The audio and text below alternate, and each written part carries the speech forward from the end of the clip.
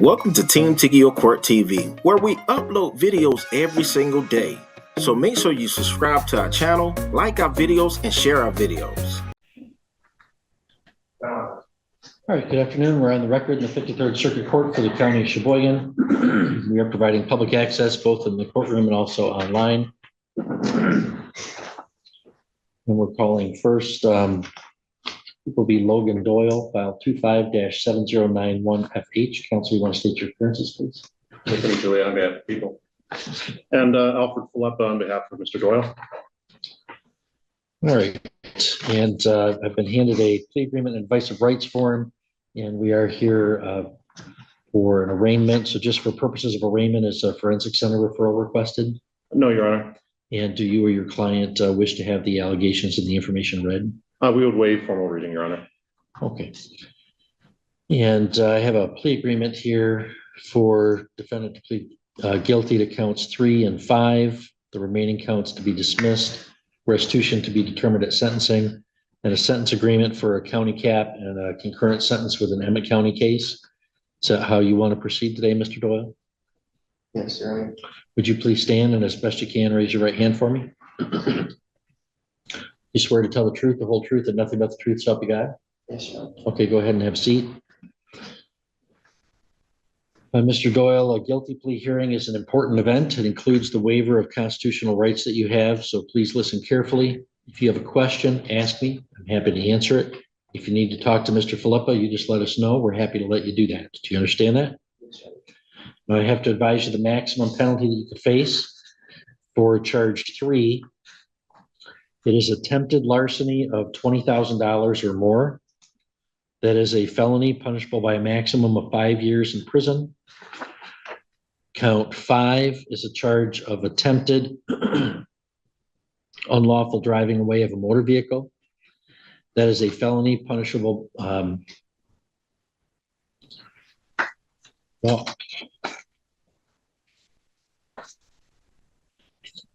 counsel approach, please?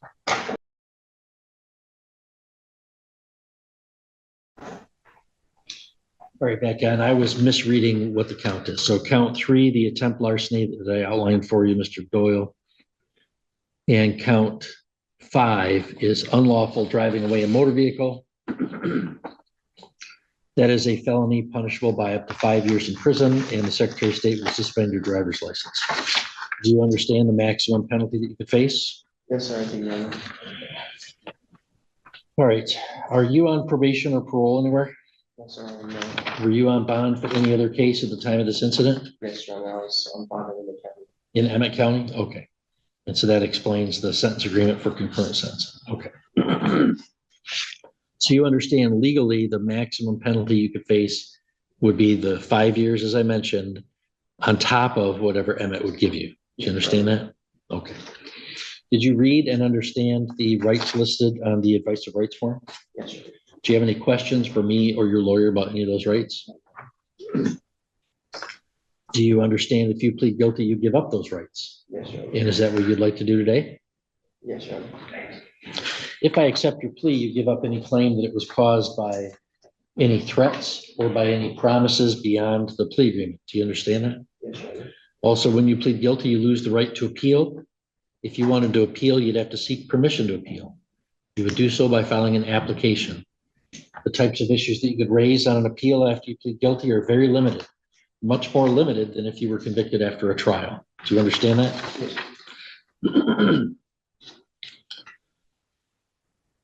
All right, the plea agreement as I outlined is in exchange for your plea to counts 3 and 5 and a county cap, concurrent sentencing, restitution to be determined. The other charges would be dismissed. Do you understand the terms of that plea agreement? Yes, sir. Mr. Filippa, is that a full, fair, and accurate statement of his terms? It is, Your Honor. Mr. Julia? Yes, it is. Mr. Doyle, that sentence agreement is not binding on me. I don't know anything about you or anything about this case right now. By the time of the sentencing, I'll know a lot more. Some from you or your attorney, some from the prosecutor, some from a pre-sentence report. If after reviewing all of that, I decide I don't want to follow this, I don't have to. But if I don't follow it, you would get to withdraw your plea because you wouldn't be getting what you bargained for. Do you understand that? Yes, sir. There is an important exception to that rule. If you get in any trouble between now and the sentencing date, let's say you violate any court orders or fail to appear for anything, or abscond or commit a new crime, even if you're in the jail, sometimes people commit crimes back there. You do anything like that, then I wouldn't have to follow the sentence agreement, but by your own misconduct, you would have lost the right to withdraw the plea. Do you understand that? Yes, Your Honor. Other than the plea agreement, has anybody promised you anything to get you to plead guilty? No, Your Honor. Has anybody threatened you to make you? Has anybody threatened you to make you plead guilty? No, Your Honor. Has anybody promised you anything else? Is it your own free choice to enter this plea? Yes, it is, Your Honor. Knowing all this, how do you wish to plead to the charge in count 3 of attempted larceny of $20,000 or more? Guilty. How do you wish to plead to the charge in count 5 of unlawful driving away a motor vehicle? Guilty. Mr. Philippa, would you assist with a factual basis? Certainly, Your Honor. You are Logan Reed Doyle. And back on October 19th of 2025, were you up in Mackinac City, Sheboygan County? Yes, sir, I was. And that evening, did you try to get inside a Ford Mustang and drive it away? Yes, sir. And that wasn't your car. You didn't have permission to do anything with that. And the only reason you stopped was because people you believe were the owner came running towards it. And then also that evening, you and a group of other youngsters were in either a Tahoe or a Suburban, a Chevrolet, a large passenger vehicle. And that had been taken, and you were aware that it had been taken without the permission of the owner. Yes, sir. And you agree that the value of that of either vehicles would have been $20,000 or more. Yes, sir. These were both nice cars. And you didn't have permission of either of the owners? No, sir. No other questions, Your Honor. Mr. Philippa, you satisfied with the factual basis? Satisfied with the factual basis and compliance with the court rules, Your Honor. All right, thank you. Mr. Juliet, are you as well? I am as well. All right, Mr. Doyle, I find that your plea is knowingly, understandingly, and voluntarily made, and that there is a sufficient basis in fact and law to believe that you're guilty of those offenses. So I hereby accept your plea. We can schedule sentencing for January 6th at 1:50 in the afternoon. That date work for you? That date and time work for you, Mr. Philippa? You're a step ahead of me, Your Honor. It's one of my principal aims.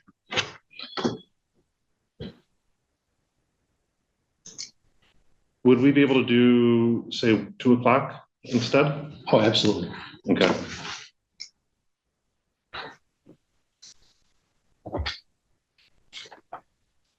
All right, and Mr. Doyle, you'll have to cooperate with an interview for a pre-sentence report, as I mentioned. So someone from the Michigan Department of Corrections will be back to interview you so they can write a report so I know something more about you, okay?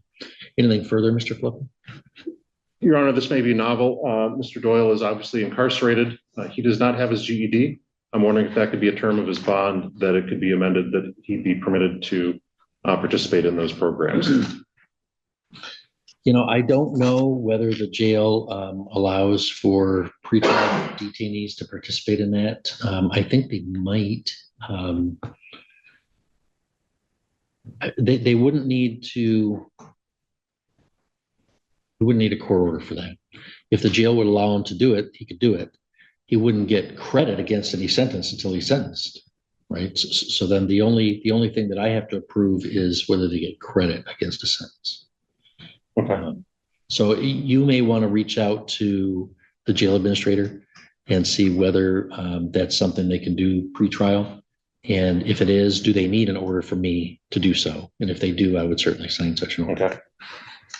All right, anything further from people? No, thank you. Okay. We'll see you then, Mr. Boyle.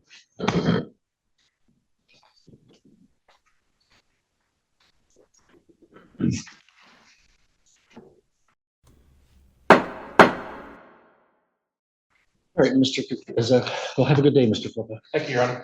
All right, Mr. Kukuski, we can call people v. Frank Ryder for sentencing. It's filed 25-7074 FH. Good afternoon, Your Honor. Luke Kukuski on behalf of Mr. Ryder. Anything to it for people. All right, and we're here for sentencing on a charge of attempted larceny in a building. It's a high court misdemeanor with a maximum of 2 years guideline range of 0 to 1 months. And Mr. Kukuski, have you had a chance to review the pre-sentence report? I have, Your Honor. No additions, no corrections to the report. Okay, any scoring challenges to the guidelines? I did not have any. Mr. Juliet, any additions, corrections, or scoring challenges from the people? No, Your Honor. Anything you'd like to say on behalf of your Just briefly, Your Honor, and Mr. Ryder's eager to put this behind him. He's got an unblemished record until this point, and with the, I guess, gracious plea offer from the prosecutor, hopefully he'll complete everything. I have no doubt he will, and he'll end up without any blemish on his record. He did serve in our Army, in the forces here, so he's a veteran. He did just get out of the hospital yesterday. I learned he was septic with the urinary tract infection, so he is dealing with some medical issues, and I know those were outlined also in the pre-sentence report. We're just asking the court to follow the recommendations in the agreement as it's been laid out. Thank you. All right, thank you. Mr. Ryder, you don't have to say anything today, but you're welcome to. Is there anything you want to tell me or no? No. Okay, that's fine, sir. Mr. Juliet, any recommendations from the people? I would ask the court to adopt the recommended sentence for a delay. He's gone 75 some years without any criminal history. Looks like he's a Vietnam veteran, so I don't know what was going on last summer, but I'm hopeful that the delay will address it. All right, thank you. Mr. Ryder, if you please stand for the court sentence. Well, Mr. Ryder, I agree with the prosecutor here. When I read this pre-sentence report, I kind of just shook my head and I don't know what was going on. And I don't know, honestly, that you could have any good explanation for me to satisfy, to my mind, what was going on. Why a person at your station in life and your lack of involvement with the criminal justice system, why you'd be standing in front of a judge for stealing something is a surprise to everybody here. So I don't know what the situation is, but you're 76 years old, no prior record. I think the plea agreement for a delay is appropriate. So I will place you on a delay of sentence, meaning we're going to postpone your sentencing for up to a year.